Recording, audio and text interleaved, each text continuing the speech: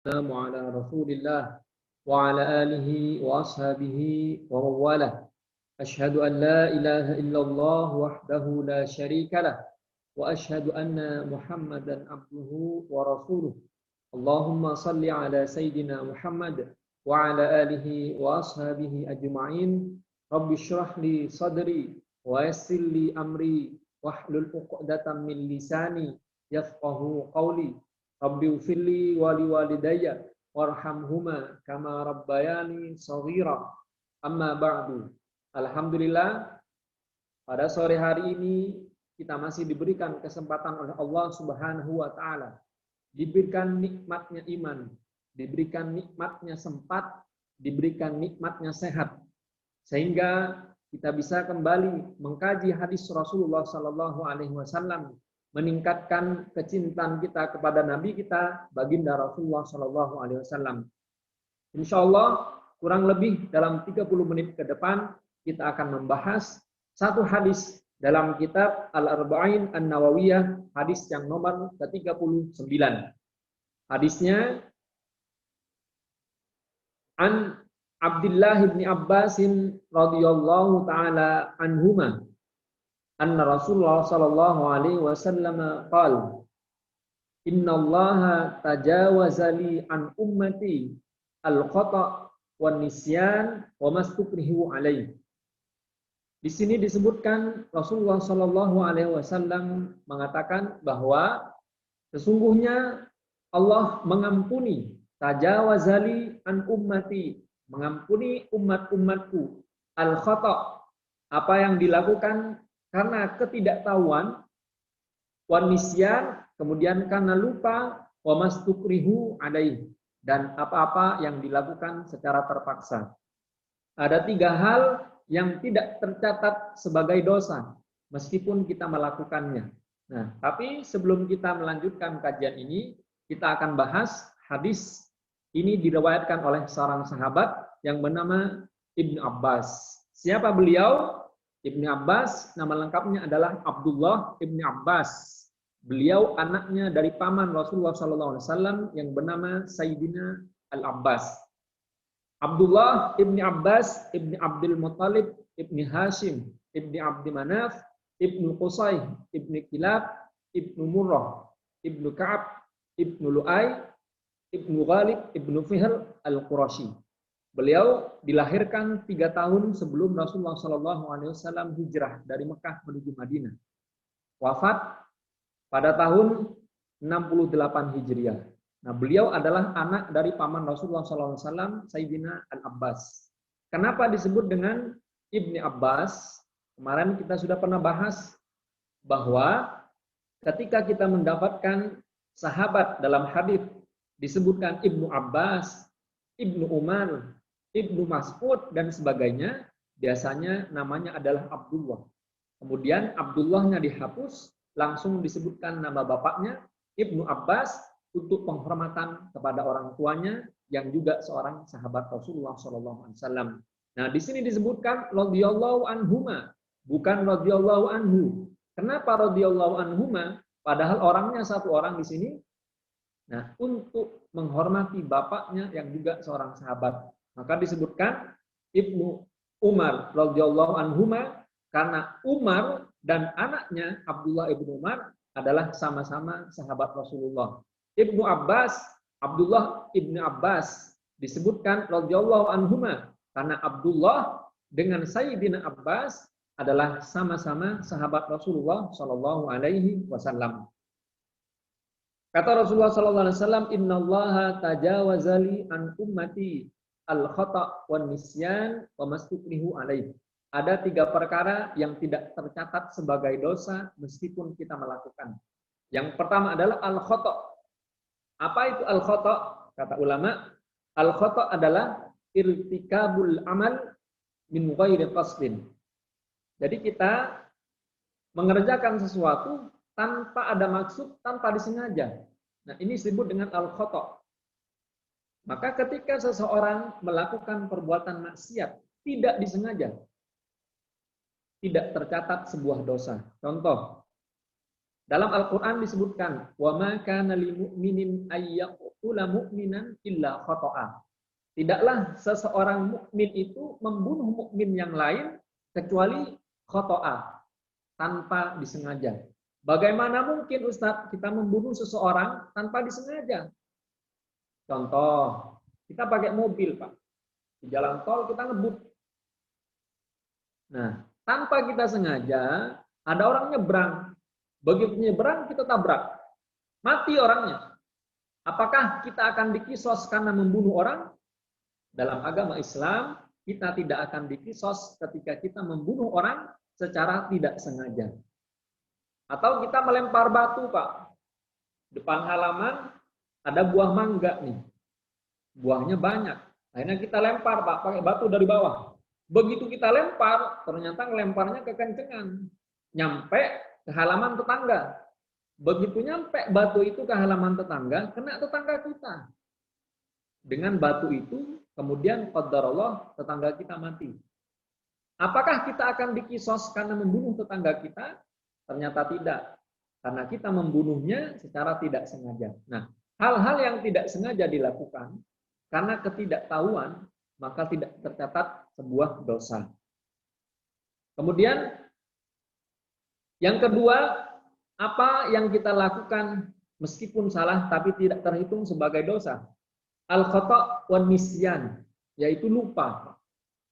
Kita lupa sholat subuh.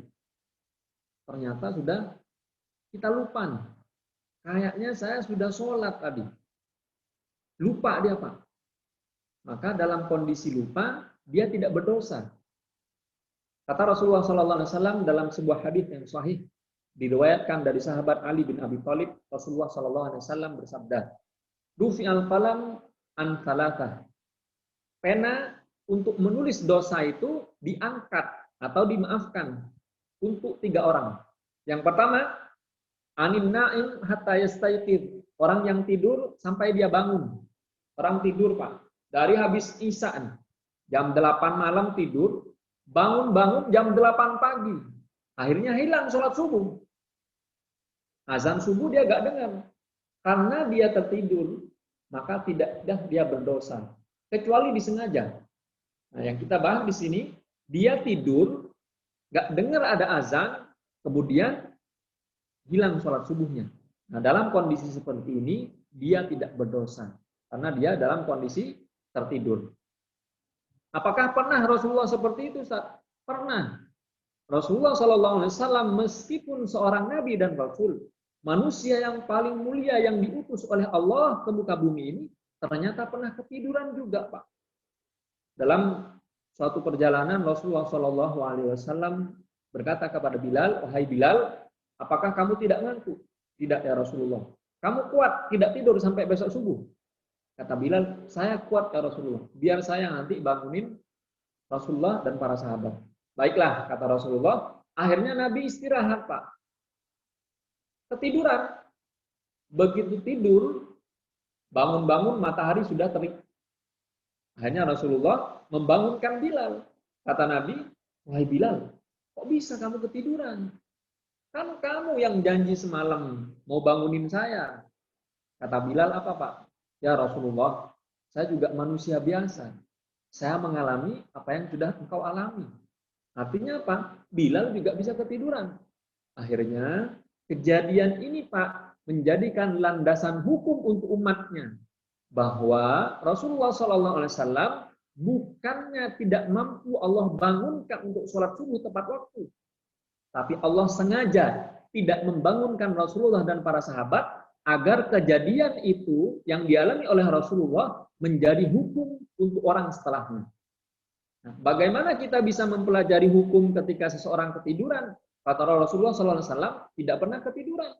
Maka Rasulullah ketika ketiduran, kata para ulama, ini adalah hikmah yang diberikan oleh Allah kepada umatnya agar kita bisa belajar dari kejadian yang dialami oleh Rasulullah SAW. Ketiduran, matahari sudah terik, Pak. Kata Rasulullah, baiklah. Akhirnya Bilal azan, kemudian iqamah, baru Rasulullah SAW sholat subuh dalam kondisi matahari sudah terik. Apakah boleh, Ustaz? Boleh.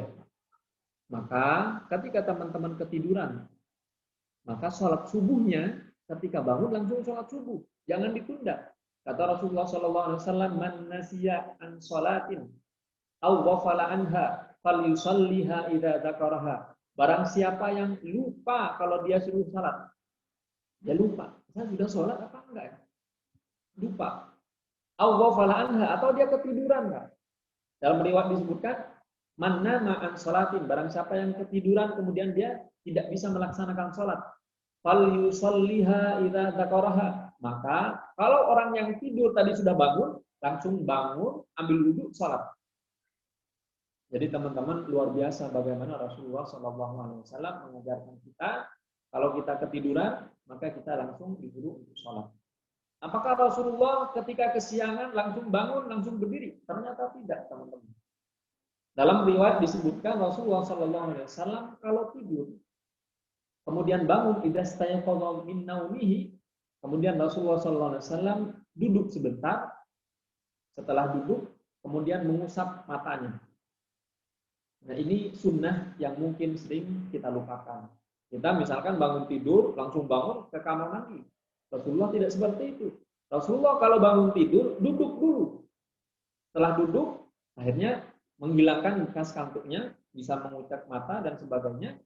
Min athar naumihi, barulah beliau bangkit, kemudian ambil wudhu. Nah, dari hadis ini bisa diambil sebuah hukum bahwa ketika kita ketiduran, baik sholat zuhur, isya, subuh, dan sebagainya, maka ketika kita bangun, langsung kita ambil wudhu, kemudian kita sholat.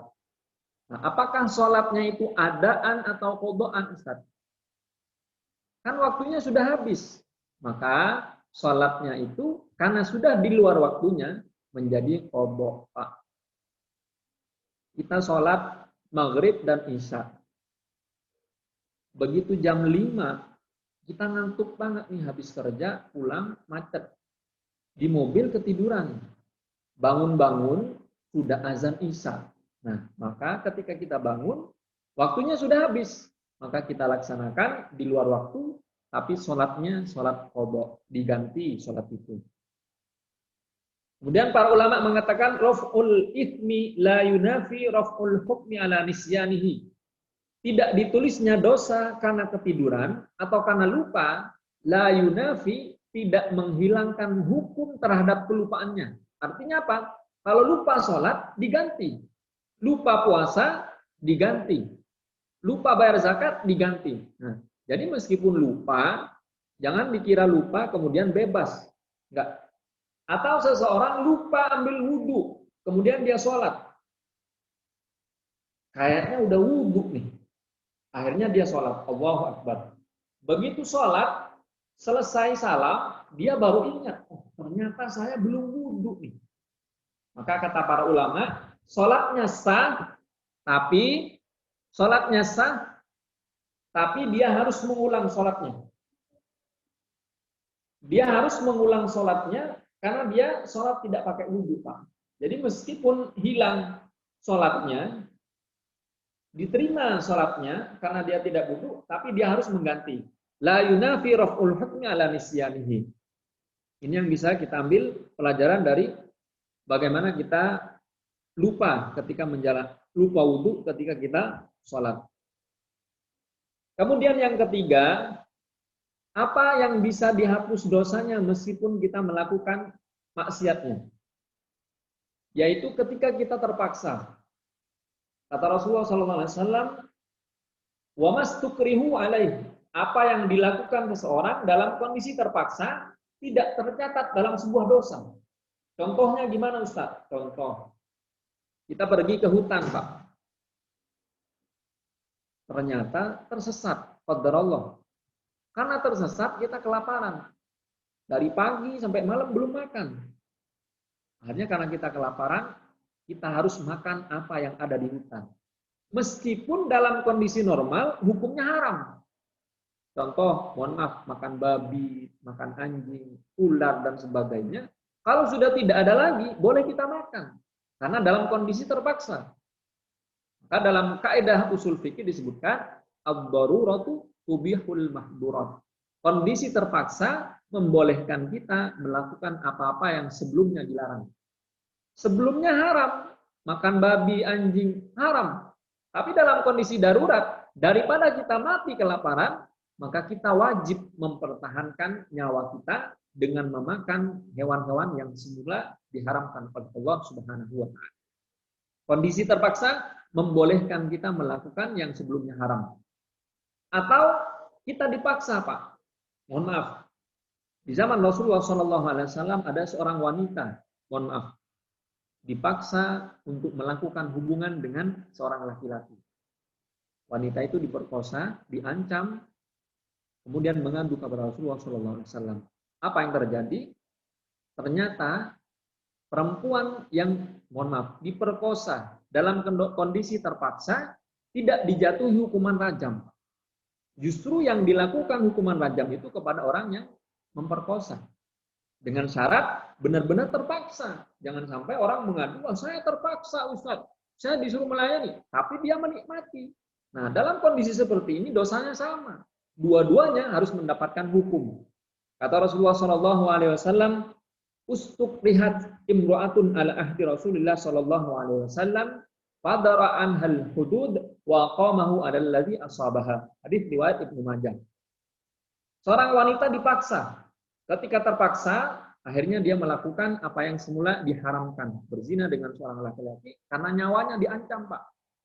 Kalau kamu tidak mau melayani saya, kamu akan saya bunuh. Nah, dalam kondisi seperti ini dibolehkan.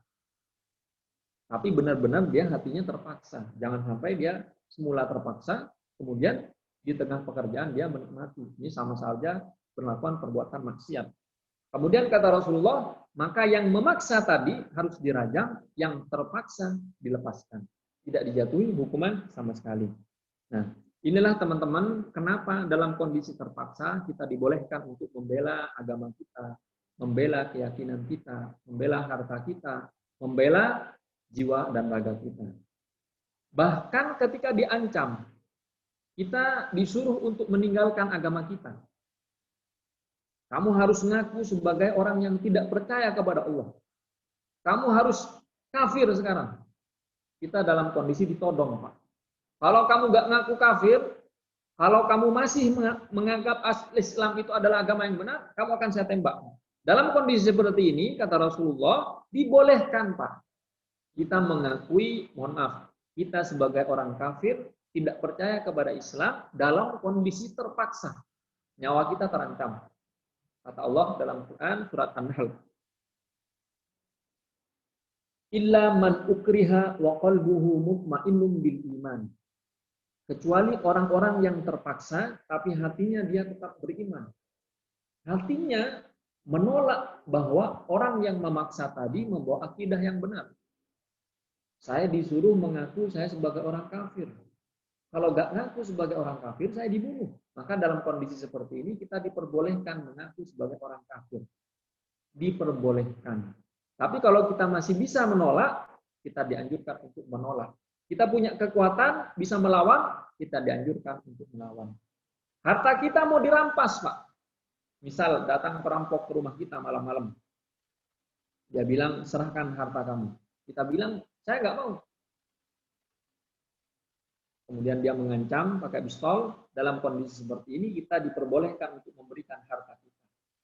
Datang seorang sahabat kepada Rasulullah SAW, "Ya Rasulullah, ada seseorang yang ingin mengambil hartaku."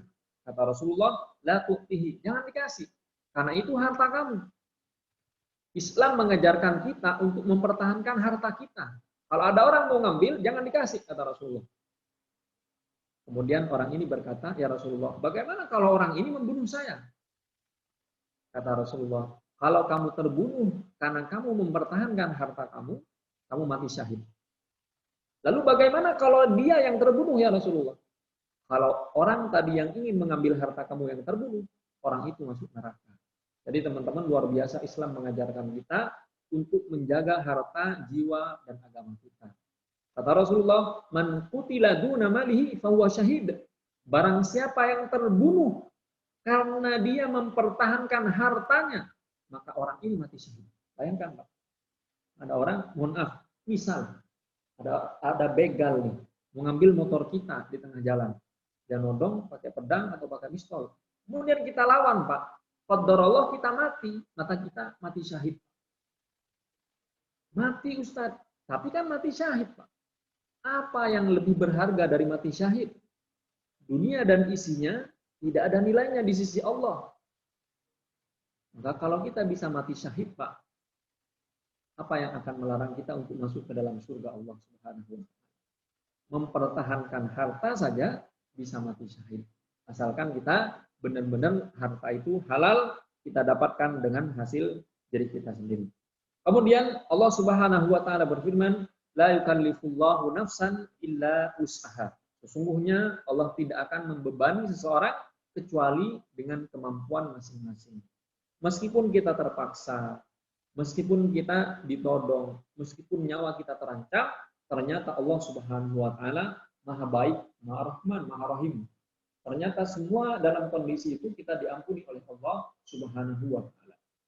Semua masalah yang dibebankan kepada kita kadarnya sudah sesuai dengan kondisi kita sekarang. Maka ketika kita terpaksa, teman-teman, ada kadarnya. Bukan berarti dalam kondisi terpaksa semua boleh dilakukan. Tidak. Apa yang tidak boleh dilakukan Ustadz dalam kondisi terpaksa? Contoh, membunuh orang. Ada orang datang ke rumah. Dia bilang, kalau kamu nggak bunuh saudara kamu, kalau kamu nggak bunuh bos kamu, anak kamu saya bunuh. Nah, maka dalam kondisi seperti ini, kita tidak boleh membunuh orang lain meskipun kita terpaksa. Karena menghilangkan nyawa orang lain dengan pertimbangan akan kehilangan nyawa dia, tidak diperbolehkan, Pak. Sesama jiwa harus dijaga. Maka ketika ada pilihan kita membunuh atau kita terbunuh, yang harus kita lakukan adalah kita melawan. Karena dalam kondisi terpaksa, kita tidak diperbolehkan untuk membunuh, menghilangkan nyawa manusia. Kata Rasulullah SAW, la zawalud dunya ahwanu 'alallah min qatlil muslimi akhihi. Sesungguhnya jika seandainya Allah meratakan, menghancurkan semua yang ada di dunia ini, lebih mudah untuk Allah daripada urusan seseorang muslim menghilangkan nyawa saudara muslim yang lainnya. Jadi membunuh itu luar biasa, Pak. Dosanya luar biasa. Semua dunia hancur, tidak ada apa-apanya bagi Allah daripada seseorang yang membunuh saudara muslimnya. Nah, maka semua yang dihadarkan oleh Allah kepada kita adalah rahmat dari Allah untuk semua umatnya. Nah, ini teman-teman yang kita bisa bahas hari ini. Jika ada yang ingin ditambahkan atau ada yang ingin menanyakan, kami persilahkan. Syarif, silakan.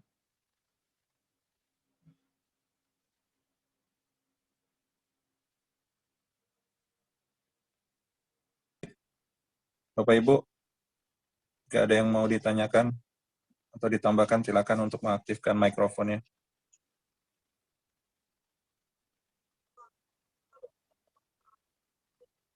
Assalamualaikum warahmatullahi wabarakatuh, Pak Ustaz, dengan Surya. Waalaikumsalam warahmatullahi wabarakatuh.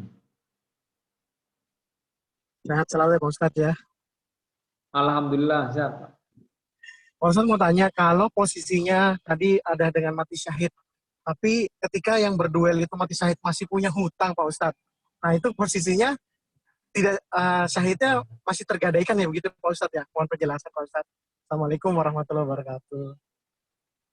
Waalaikumsalam warahmatullahi wabarakatuh. Masya Allah. Pertanyaannya langsung ke situ. Baik. Mati syahid. Orang mati syahid, Pak, dijamin masuk surga oleh Allah Subhanahu wa taala. Orang mati syahid. Apakah dia masuk surga sendirian? Tidak. Ternyata orang mati syahid punya potensi untuk memberikan syafaat. Jadi orang kalau mati syahid, Pak, dia bisa mengajak saudara-saudaranya yang hidup di dunia. Dia bisa ngajak ibunya, ngajak bapaknya dengan izin Allah. Ada potensi untuk memberikan syafaat kepada orang-orang keluarga dia, orang-orang terdekatnya untuk mengajak dia masuk ke dalam surga. Dalilnya apa, Ustaz? Dalilnya sangat jelas. Ketika nanti seseorang dimasukkan ke dalam neraka, kemudian sebagian dimasukkan ke dalam surga, orang yang di dalam surga ini bertanya kepada Allah, "Ya Allah, kemana fulan itu? Dulu kami di dunia sholat bareng, kami ngaji bareng, kami hadir kajian bareng, kami berdakwah bareng, kok gak ada di surga ya Allah? Kata Allah, dia di neraka. Maka orang-orang yang sudah berada di surga duluan ini meminta syafaat kepada Allah agar mengeluarkan orang yang dia kenal di dunia masuk ke dalam surga. Maka kata Allah, keluarkan siapa yang kamu kenal di dunia dari neraka, kemudian masukkan ke dalam surga. Maka orang-orang yang masuk surga duluan, termasuk orang yang mati syahid, ingat Pak, teman-temannya di dunia. Akhirnya dia mengajak banyak sekali orang yang tadinya sudah masuk neraka, dikeluarkan dari neraka, dimasukkan bersama-sama menuju ke surga. Dalam riwayat hadis disebutkan, wa yukhrijuna minhu khalqan katsira. Maka saat itu Allah mengeluarkan banyak sekali manusia yang semula sudah ditakdirkan masuk neraka, gara-gara orang yang masuk surga duluan dari teman kita meminta pertolongan kepada Allah, ya Allah, itu teman saya gak ada di surga. Dulu kita ibadah bareng, kita dakwah bareng, kajian bareng. Maka teman-teman yang masuk surga duluan, jangan lupakan teman-teman kita yang belum masuk surga. Nah, hadis ini berlaku, Pak. Kecuali, nah ini ada gak enaknya. Kecuali, na'udzubillah, kecuali begitu dia mati masih memiliki tanggungan hutang. Apakah tergadai? Tergadai. Kalau dengan dua hal. Pertama, orang yang dihutangi tidak mengikhlaskan, maka tergadai. Kalau orang yang dihutangi mengikhlaskan, maka dianggap lunas. Karena tidak ada yang dizolimi, sudah dimaafkan, Allah juga memaafkan, dia langsung masuk surga. Kalau orang yang tidak, orang yang nanti, yang dihutangi tidak memaafkan, nanti dia di akhirat menuntut, Pak. Menuntut sebelum dia masuk ke dalam surga. Dalam hadis yang sahih disebutkan, ketika idza khalasal mu'minuna, ketika mukmin itu selesai melewati sirat, ada satu jembatan lagi yang disebut dengan kontoroh. Kontoroh ini sebelum kita masuk surga, sebelum kita masuk neraka, setelah sirat. Maka di kontoroh ini, di jembatan ini dipertemukan orang yang punya hutang kemudian belum bayar, orang yang beli kemudian sampai mati belum sempat dibayar dan sebagainya, nanti nagihnya setelah sirat, Pak. Jadi padang mahsyar belum apa-apa, belum ada mizan, belum ada penghakiman. Nanti setelah melewati sirat, termasuk orang-orang yang syahid ini, nanti dia harus bertemu dengan orang yang dihutangi di kontoroh. Orang yang pernah dizolimi ketemu di kontoroh. Bagaimana ketemunya, Ustaz? Sangat mudah bagi Allah, Pak. Dihadirkan dua orang yang saling berhutang, kemudian ditanya, ya Allah, orang ini masih punya hutang. Maka diambillah pahala dari orang yang mati syahid tadi untuk membayar hutangnya. Kalau pahalanya banyak, Pak, misalnya, kita analogikan, masuk surga, dia pahalanya 10 miliar. Ternyata utangnya 5 miliar. Maka diambillah pahala 10 miliar ini, 5 miliarnya dikasih ke orang yang punya hutang.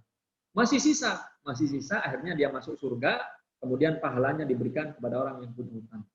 Kalau pahalanya banyak, cuma kan kita nggak tahu pahala kita diterima apa enggak.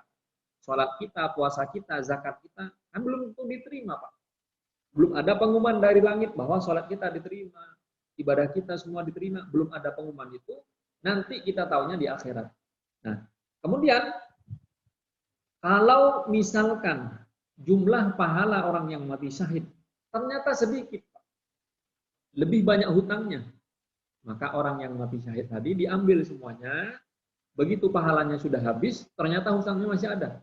Akhirnya orang yang ngutangin di dunia diambil dari dia dosanya, diberikan kepada orang yang memiliki hutang tadi. Nauzubillah min dzalik. Maka insya Allah teman-teman, kata Rasulullah SAW, barang siapa yang memiliki tanggungan di dunia, kemudian orang ini bersungguh-sungguh ingin melunasi di dunia, maka Allah menjamin pasti dia selesaikan di dunia. Jadi teman-teman yang belum selesai, pasti dibantu oleh Allah Subhanahu wa Ta'ala dengan syarat memang dia ingin menyelesaikan di dunia. Tapi ada Ustadz, ada orang sudah beretikat baik, ingin menyelesaikan di dunia, qadarullah meninggal duluan karena kecelakaan. Nah, dalam hal ini urusannya kembali kepada Allah. Kalau Allah insya'a ghafara lahu, Allah menginginkan diampuni dosanya, wa insya'a adzabahu. Kalau Allah menginginkan, Allah akan mengazabnya.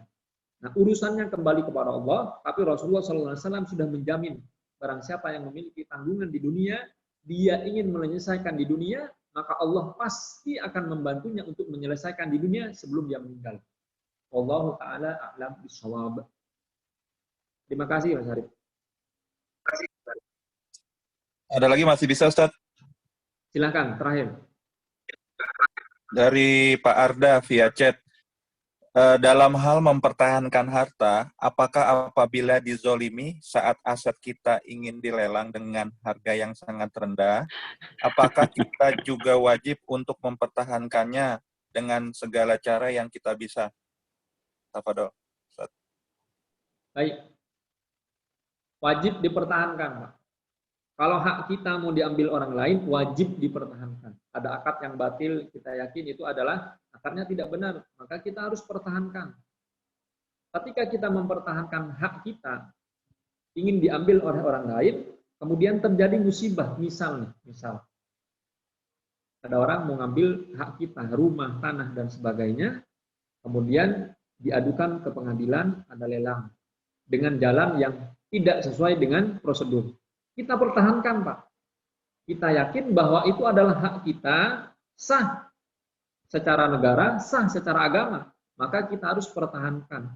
Misal, ketika kita dalam proses lelang ini, proses mempertahankan hak kita, kemudian qadarullah kita kecelakaan, Pak, meninggal dunia, insya Allah terhitung sebagai mati syahid. Karena apa? Karena kita matinya dalam rangka mempertahankan harta dan kehormatan kita. Jadi wajib, teman-teman, mempertahankan harta itu hukumnya wajib. Bukan Islam mengajarkan kita mata duitan, cinta harta, bukan. Islam mengajarkan hak dan kewajiban. Jadi kalau haknya harus dipertahankan, kalau kewajibannya harus dilaksanakan. Nah, antara hak dan kewajiban dalam beragama harus berimbang. Jangan haknya saja yang diminta, kemudian kewajiban yang Allah berikan kepada kita tidak dilaksanakan. Nah, ketika seseorang mempertahankan hartanya, kemudian meninggal, kata Rasulullah, man qutila duna malihi fahuwa syahid. Kemudian meninggal, Pak. Maka orang ini mati syahid. Dengan izin Allah, orang masuk surga. Nah, kita tidak tahu sebab apa yang menjadikan kita masuk ke dalam surga. Bisa saja karena kita mati syahid, bisa saja dimasukkan oleh Allah ke dalam surga. Bisa saja masuk surganya karena sedekah. Bisa saja masuk surganya karena mengajar, berdakwah, mengajak orang untuk sholat, amar ma'ruf nahi mungkar, bisa saja. Nah, ini semua sebab adalah sebab kita yang kita lakukan di dunia untuk mendapatkan surga Allah Subhanahu wa taala. Tapi kita tidak pernah tahu dengan jalan apa kita bisa masuk ke dalam surga. Nah, bisa saja seseorang itu masuk surganya karena kesabaran, Pak. Amalnya sedikit. Sholat malas, tahajud jarang, puasa Senin Kamis nggak pernah, sedekah dikit. Tapi Allah pengen orang ini masuk surga. Akhirnya Allah berikan cobaan.